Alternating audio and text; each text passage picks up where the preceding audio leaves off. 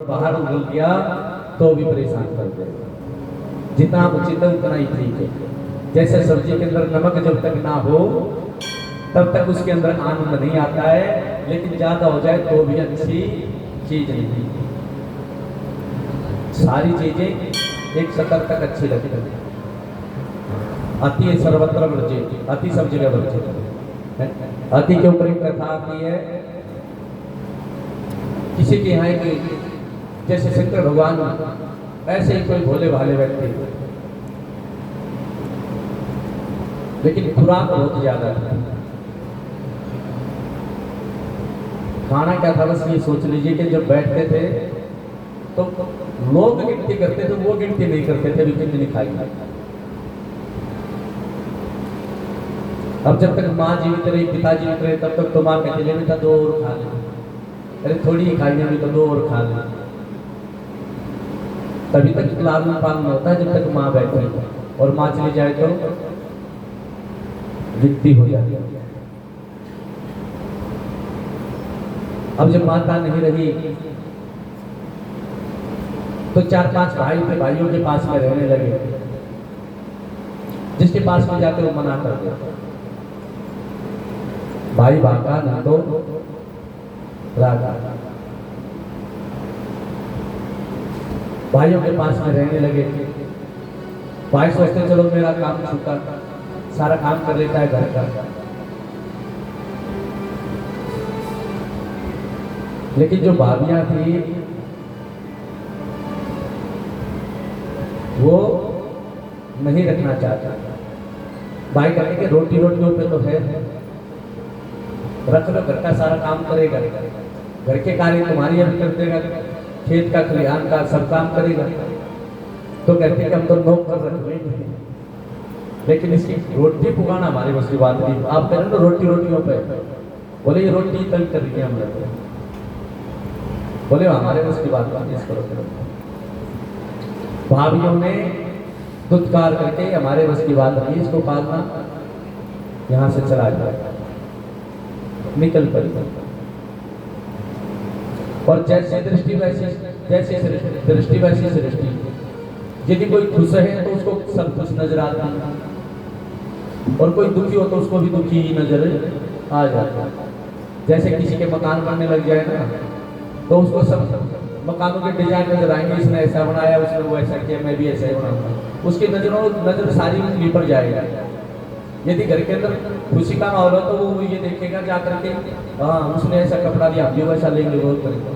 जैसे वातावरण में हम चल रहे होते हैं वैसे विचार आ जाते हैं। अब बेचारा भूखा प्यासा घर से निकल गया, अब जा रहा था, सामने से देखा कोई साधु महात्मा आ रहे हैं, बड़े अच्छे भगवान वस्त्र, कद काठी से सुंदर साधु महात्मा जैसे आए, बोले नमो नारायण नमो नारायण। और उनके चेहरे को देख करके बोले महाराज इतना लाल चेहरा आपका, क्या खाते हो?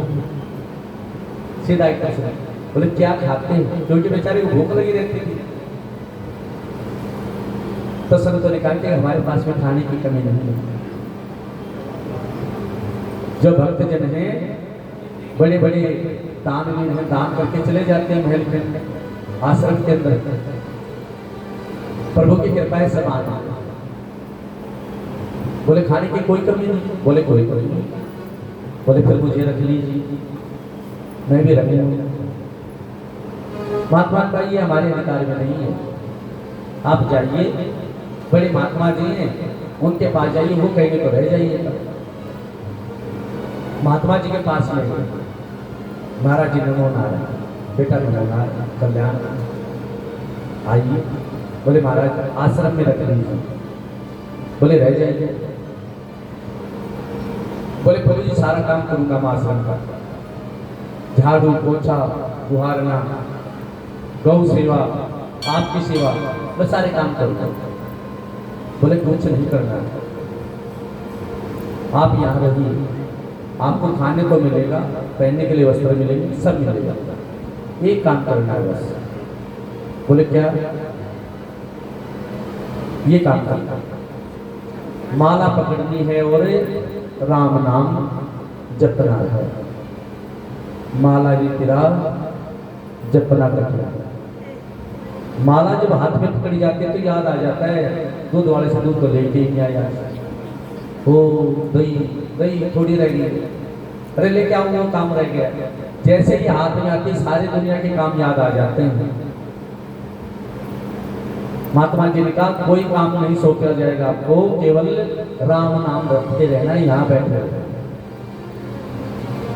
राम नाम रटते रहो जब तक घट में प्राण, कभी तो दीन दयाल की भनक पड़ेगी कान।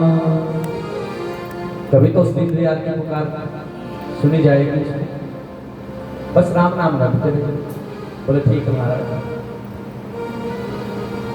अब महल आश्रम के अंदर रहने लगे, सुबह शाम भगवान का भजन कीर्तन करते।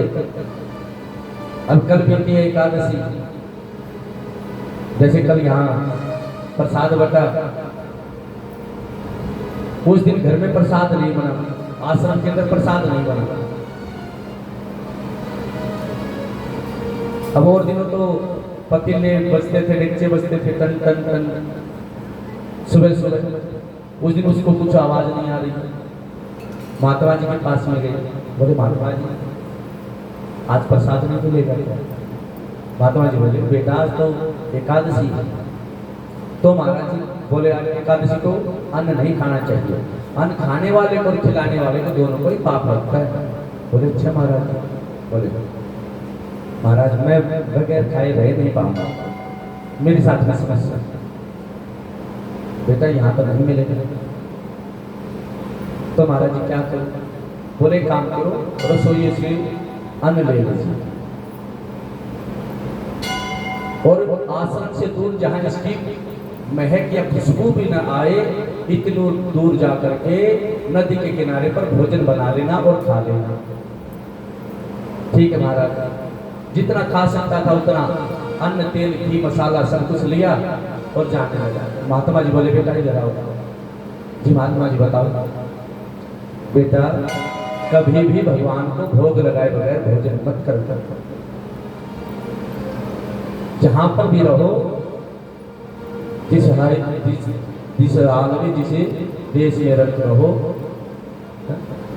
बोले सर्वप्रथम भगवान को भोग लगाना फिर भोजन करना। बोले जी आज्ञा महाराज। महाराज जी की आज्ञा ली, आश्रम से दूर जाकर के नदी के किनारे पर भोजन बनाया और गुरु जी की बात याद आई। गुरु जी ने कहा था कि भगवान को पहले भोग लगा देना फिर खाना, जब तक भोग ना लगे तब तक मत खाना। तो भगवान को पुकारा है, रिश्ता है तेरा मेरा सबसे करीब का, रिश्ता है तेरा मेरा सबसे करीब का। आओ राम जी ये है मेवा गरीब का, आओ राम जी ये है मेवा गरीब का। रिश्ता है तेरा मेरा सबसे करीब का, रिश्ता है तेरा मेरा सबसे करीब का। आओ राम जी ये है मेवा गरीब का, आओ राम जी ये है मेवा गरीब का। दुर्योधन की मेवा चाही, दुर्योधन की मेवा चाही। सागर विदुरगढ़ खाया उसका नसीब था, सागर विदुरगढ़ खाया उसका नसीब था। आओ राम जी ये है मेवा गरीब का, आओ राम जी ये है मेवा गरीब का। भोग लगा रहा है, आओ राम जी ये मेवा गरीब का।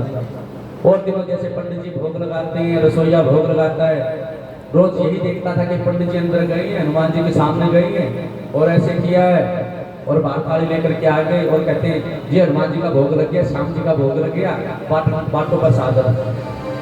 अब उसको क्या पता था कि रसोई में कौन है कौन नहीं है। रसोई से बाहर बैठ करके भोजन करते थे, सोचते थे भगवान रसोई में बैठे होंगे, पंडित जी महाराज पहले उनको खिला करके आते हैं, फिर हमको देते, अंदर कोई होगा।